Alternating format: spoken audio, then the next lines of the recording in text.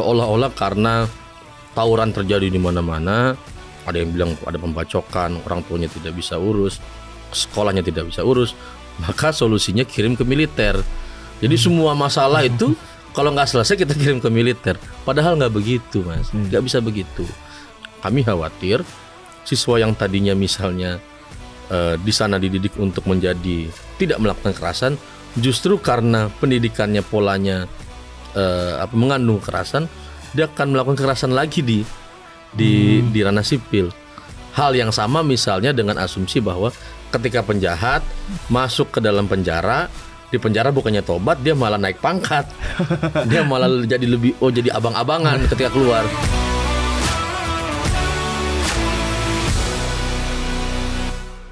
Halo Smart Viewers, selamat datang di Good Talk di Binus TV sebagai digital content creator kampus pertama di Indonesia. Smart Viewers, pasti kalian sudah dengar dengan kebijakan Kang Deddy Mulyadi yang ingin mengirimkan siswa-siswa nakal ke barak militer TNI. Nah, ini tentunya menuai banyak pro dan kontra, tapi dari orang tua juga banyak yang mendukung. Pertanyaan besarnya adalah, apakah ini kebijakan yang tepat atau malah bermasalah secara hukum? Untuk menjawab pertanyaan itu, kita sudah kedatangan Wakil Direktur Imparsial. Say hello to Bang Hussein Ahmad. Halo Bang, apa kabar? Halo, terima kasih, baik. Oke, Bang, awalnya nih, ini kan sesuatu yang sangat ekstrim ya. Siswa nakal tiba-tiba dikirim ke barak TNI. Kira-kira apa sih yang memunculkan ide ini? Ya, pertama tentu saja kalau kita lihat dari karakter si pemimpin Jawa Barat ini, memang salah satunya dia senang sekali yang heboh-heboh gitu ya, turun ke kali lah apa segala macam, padahal kemudian itu bisa diselesaikan dengan satu kebijakan yang komprehensif gitu. Nah, sama halnya kita melihat dalam konteks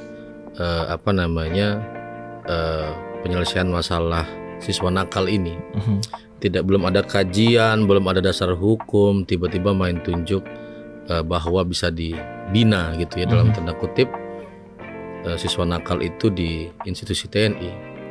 Padahal TNI tidak pernah dibentuk untuk melakukan pekerjaan semacam itu. Jadi TNI itu kan dibentuk, dibiayai, diorganisir, dibelikan tank, dibelikan Sukhoi, di anggarannya paling besar sendiri. Itu kan semata-mata untuk berperang, untuk menjadi alat pertahanan negara. Kalau kita lihat di pasal 30 Undang-Undang Dasar, maka TNI adalah alat pertahanan. Nah, oleh karena itu, semua kerja-kerja yang dilakukan TNI itu semestinya untuk tujuan pertahanan. Pertanyaan saya, apakah pendidikan terhadap siswa nakal ini bagian dari pada pertahanan negara atau bukan? Itu satu dulu. Kedua, ini ada yang kami sebut ya, atau banyak kalangan sebut sebagai inferioritas kompleks gitu. Bahwa sipil itu ketika masalahnya sudah terdesak, sudah banyak sekali sudah merasa bahwa tidak bisa diselesaikan, terus tiba-tiba dia lempar handuk dan kemudian diserahkan kepada institusi militer. Contoh misalnya di Papua, kekurangan guru, solusinya kirim militer. Tidak bisa bangun jalan, solusinya ngirim militer. Kekurangan perawat, tenaga medis, kirim militer. Padahal belum tentu TNI bisa menyelesaikan masalah itu. Karena tadi saya katakan TNI tidak pernah dibentuk untuk urusan-urusan lain kecuali urusan berperang. Nah, dalam konteks siswa nakal ini itu juga terjadi. Seolah-olah karena tawuran terjadi di mana-mana, ada yang bilang ada pembacokan, orang tuanya tidak bisa urus, sekolahnya tidak bisa urus, maka solusinya kirim ke militer. Jadi semua masalah itu kalau nggak selesai kita kirim ke militer. Padahal nggak begitu, Mas. Nggak bisa begitu. Padahal ada orang misalnya sekolah tinggi-tinggi pedagogi pendidikan untuk anak remaja misalnya, gelarnya profesor dan lain sebagainya, sekolah sampai ke luar negeri. Kenapa nggak serahkan ke orang-orang yang ahli ini? Kemudian ada organisasi-organisasi yang memang concern di bidang itu gitu. Kenapa nggak ke mereka? Kita punya misalnya institusi pesantren, kita punya institusi pendidikan modern yang misalnya fokus terhadap pembinaan jiwa dan mental anak. Kenapa nggak kepada mereka gitu ya? Jangan seolah-olah bahkan tanpa kajian gitu ya, dan tanpa dasar hukum, sudahlah kasih aja ke militer, kan nggak beres kayak gitu Mas. Oke, berarti apakah ini menandakan gagalnya pendidikan formal untuk membina siswa nakal, atau jangan-jangan ini juga untuk menguat narasi militerisme di ranah sipil, Bang? Ya, saya nggak tahu apakah bisa dikatakan bahwa ini gagal ya pendidikan formal, karena kajiannya kan belum ada. Kalau kita tanya Deddy Mulyadi, gimana kajiannya? Kan belum ada. Nah, oleh karena itu, sebetulnya sebelum kebijakan ini diambil, mestinya ada pengkajian yang komprehensif gitu ya. Kenapa kemudian pilihannya sampai ke sana? Kedua, soal militerisme. Memang kalau kita lihat dari kebijakannya ini dalam kacamata yang sempit, kayaknya nggak masalah gitu. Orang cuma 2 minggu atau bahkan ada yang katakan cuma 3 bulan gitu ya. Orang cuma dididik baris per baris gitu ya, disiplin. Tapi kalau kita bacanya dalam kacamata yang lebih besar, misalnya dalam kacamata kebijakan terkait militer gitu ya, maka bisa terlihat jelas ada pola militerisasi sipil. Misalnya mulai dari revisi undang-undang TNI, kemudian penempatan militer jabatan sipil, kemudian pemberian tugas non militer kepada militer, misalnya makan bergizi gratis. Kemudian ada tentara disuruh ngurus PSN misalnya, proyek strategis nasional, nyupirin traktor di Merauke misalnya 1 juta hektar. Maka kita bisa lihat, ini ada benang merah yang jelas bahwa ini ada militerisasi di ranah sipil gitu ya. Jadi ini hanya secuil dari gambar besar bahwa agenda besar bahwa ada upaya kembali ke masa Orde Baru melalui militerisasi sipil. Oke, kita mungkin balik ke kebijakan Deddy Mulyadi dulu nih, Bang. Ini kan menggunakan institusi TNI untuk membina siswa nakal. Dan Imparsial juga sempat bilang kalau ini berpotensi untuk menjadi berbahaya. Kira-kira di faktor apa nih berbahayanya, Bang? Itu tadi, kalau kemudian semua urusan diserahkan kepada militer, maka yang terjadi ada militer terlibat jauh dalam urusan sipil. Kalau keterlibatan itu menjadi berlebihan, maka yang terjadi di kemudian hari adalah ruang-ruang sipil itu, pelibatan itu menjadi permanen, dan ruang-ruang sipil itu menjadi kabur batasnya antara mana urusan militer, mana urusan sipil. Tapi dalam konteks ini praktisnya adalah misalnya begini. Anak-anak nakal ini kan katanya misalnya salah satunya adalah siswa yang terlibat tawuran, bacok orang katanya. Kalau kemudian dia tidak ditangani secara benar, secara saintifik gitu ya misalnya, kan kita nggak tahu hasilnya akan jadi apa. Apalagi di tengah-tengah institusi TNI itu mendapatkan kritik tidak sampai dalam waktu 1 tahun saja, Mas, atau 6 bulan saja, setengah tahun itu ya, itu ada serangkaian kekerasan militer dipertontonkan di wilayah sipil. Penyerangan di Deli Serdang, puluhan orang, Mas, diserang oleh anggota militer yang juga masih muda ya, masih baru masuk ke barak, menyerang kampung, ada korban meninggalnya. Kemudian selanjutnya ada pembunuhan bos rental di Tangerang, kekerasan juga terhadap warga sipil. Kemudian apalagi misalnya sabung ayam di Lampung, polisi kemudian dibunuh 3 orang kalau saya tidak salah ya. Kemudian ada pembunuhan terhadap jurnalis perempuan di Banjar. Nah, itu kan semuanya hasil daripada pendidikan di militer. Harusnya ada evaluasi terhadap pendidikannya, bukan justru diberikan tanggung jawab lebih untuk ngurusin yang non militer. Apalagi mereka, Mas, yang dikirim ke barak militer ini, siswa-siswa ini itu umurnya di bawah umur semua, dalam usia remaja, yang harus misalnya dalam konteks hak asasi manusia itu disesuaikan kebijakannya dengan umurnya. Misalnya tidak boleh ada kekerasan dalam pendidikannya, tidak boleh yang sifatnya mengarah kepada fisik misalnya gitu ya. Nah, itu yang semestinya dilakukan. Oke, tapi ini kan menjadi tantangan tersendiri juga nih Bang, karena banyaknya orang tua yang mendukung dengan program ini. Nah, mungkin orang-orang tua ini masih belum tahu juga ada resiko-resiko tersendiri bagi para siswa nakal yang dikirim ke Barak TNI kan. Kira-kira worst case-nya nih, apa resiko terbesar bagi para siswa yang dikirim ke Barak TNI ini Bang? Ya karena kebijakan ini tanpa kajian, maka kita ya mudah-mudahan ini tidak berdampak luas gitu ya. Tapi kalau misalnya kita bisa lihat bahwa di TNI sendiri, hasil didikan TNI sendiri banyak sekali di ruang sipil itu melakukan kekerasan, kami khawatir siswa yang tadinya misalnya di sana dididik untuk menjadi tidak melakukan kekerasan, justru karena pendidikannya polanya mengandung kekerasan, dia akan melakukan kekerasan lagi di ranah sipil. Hal yang sama misalnya dengan asumsi bahwa ketika penjahat masuk ke dalam penjara, di penjara bukannya tobat, dia malah naik pangkat. Dia malah jadi jadi abang-abangan ketika keluar. Gue udah pernah masuk penjara nih, oleh karena itu gue ini lebih jago dari kalian. Kira-kira begitu. Takutnya begitu. Oke. Nah, gitu. Berarti kan penggunaan institusi TNI untuk membina siswa nakal ini kan kurang tepat ya Bang ya? Kira-kira siapa nih yang lebih tepatnya untuk membina anak-anak nakal ini? Itu tadi yang saya bilang, mestinya orang-orang yang ahli di bidang itu dikumpulkan, dicari solusinya apa, gitu ya. Kan ada sekolah pedagogi, ada misal psikolog anak, ya, yang mereka semua memang seumur hidupnya mengabdikan diri buat ilmu pengetahuan itu, gitu ya. Mestinya mereka yang ditanya, gitu ya, bukan kemudian tiba-tiba sekonyong-konyong udahlah ditaruh di militer tanpa ada kajian.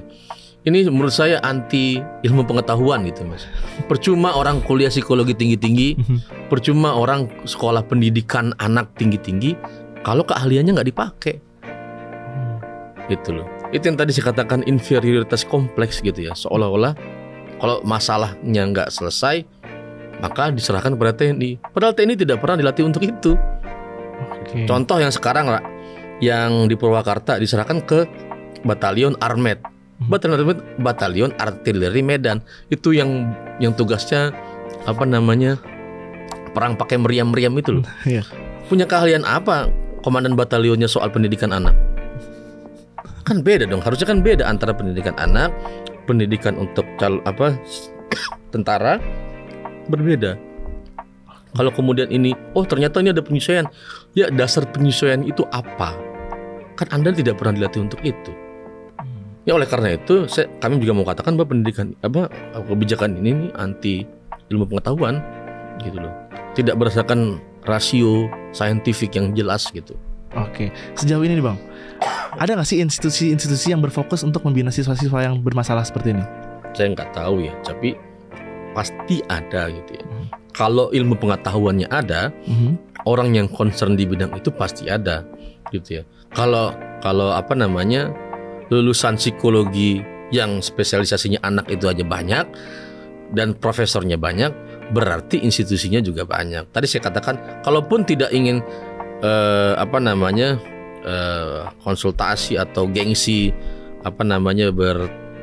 melibatkan orang yang ahli di bidangnya, ya minimal gitu ya, serahkan aja ke pesantren yang memang selama ini sudah punya rekam jejak pendidikan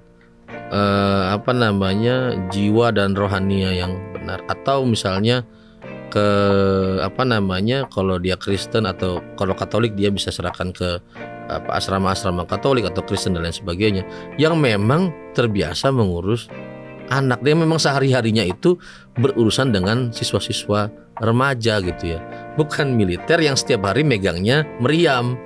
Kan nggak masuk akal gitu. Itu tawaran saya kalau memang gengsi mau ngomong sama ahlinya.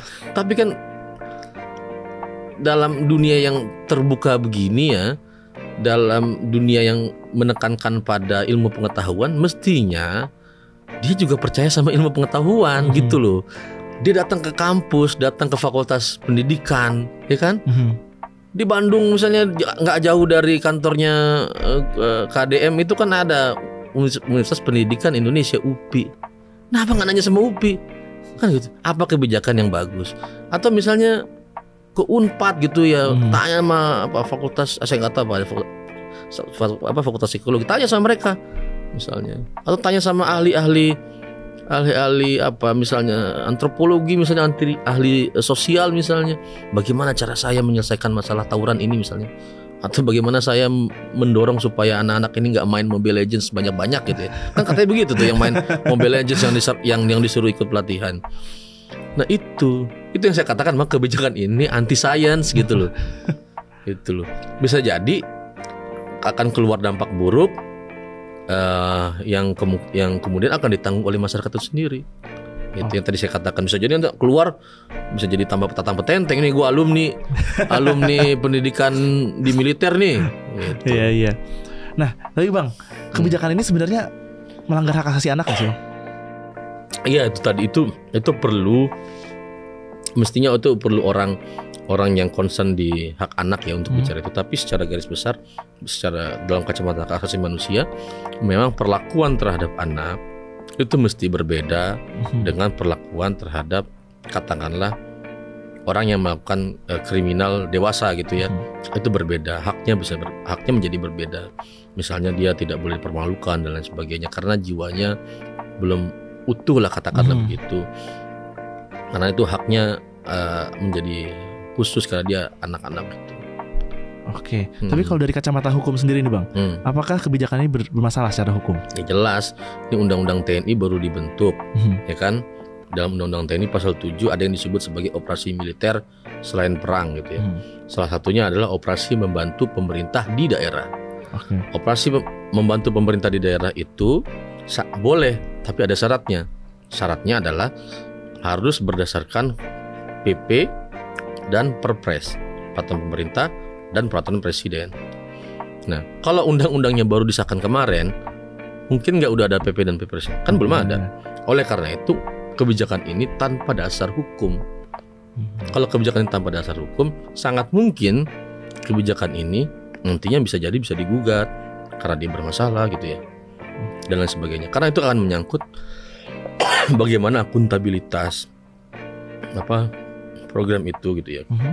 Sangat menyangkut soal apakah kemudian ada aturan yang ditabrak atau tidak.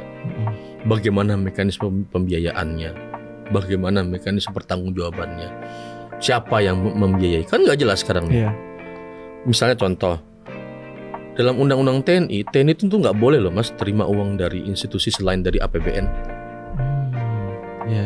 Jadi masalah loh nanti itu.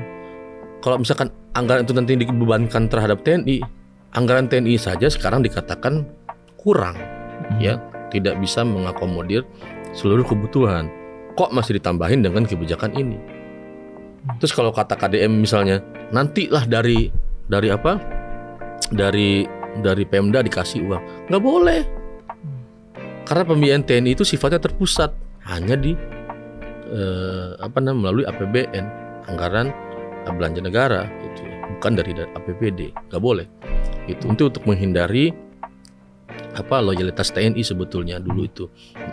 Nggak boleh daerah-daerah, nanti kan jangan-jangan daerah-daerah yang kaya banyak TNI-nya gitu ya, atau TNI lebih banyak beroperasi di sana misalnya gitu. Maka dilaranglah dalam Undang-Undang TNI sumber pembiayaan itu dari APBD atau dari swasta gitu ya. Maka diaturlah pembiayaan TNI sifatnya terpusat. Nah, pertanyaan saya, kebijakan ini pakai anggaran siapa? Gitu loh. Berarti kalau misalkan KDM itu ngirim orang-orang ke sana, kalau memang dia Pemda nggak ngasih uang gitu ya, berarti kan nggak bebanin anggaran TNI. Yang memang sudah sedikit, kasihan prajuritnya. Itu nanti jangan-jangan uang lauk pauk prajurit yang dipotong. Kan bisa jadi begitu. Iya. Itu yang terjadi Mas selama ini di lapangan gitu ya. Tapi kalau misalnya itu uangnya nanti berasal dari pembiayaan dari APBD, maka jadi masalah hukum juga. Komandannya bisa diusut karena nggak boleh terima uang di luar daripada APBN. Gitu. Oke, berarti dari berbagai faktor memang udah bermasalah ya kebijakan ini ya Bang. Betul. Oke. Walaupun populis. Yang penting kan tenar Bang. Oke, Bang, untuk menutup nih, ini kan masih banyak juga nih orang tua yang mendukung. Padahal kebijakan ini bisa dibilang nggak kurang tepat lah. Boleh nggak pesan-pesan terakhir untuk para orang tua di sana untuk membuka mata mereka juga kayak kenapa hal ini tuh jangan dilanjutin? Serahin ke ahlinya aja lah. Kalau urusan kita nggak serahin ke ahlinya, ya akan bubar negara ini. Oke, terima kasih Bang Hussein udah mau datang ke Good Talk pada episode kali ini. Sama-sama. Dan untuk kalian para smart viewers, kalau kalian masih punya pendapat atau juga punya pertanyaan, boleh langsung aja komen di kolom komentar di bawah ini. Dan jangan lupa juga untuk like dan subscribe YouTube channelnya Binus TV. See you on the next episode of Good Talk and goodbye.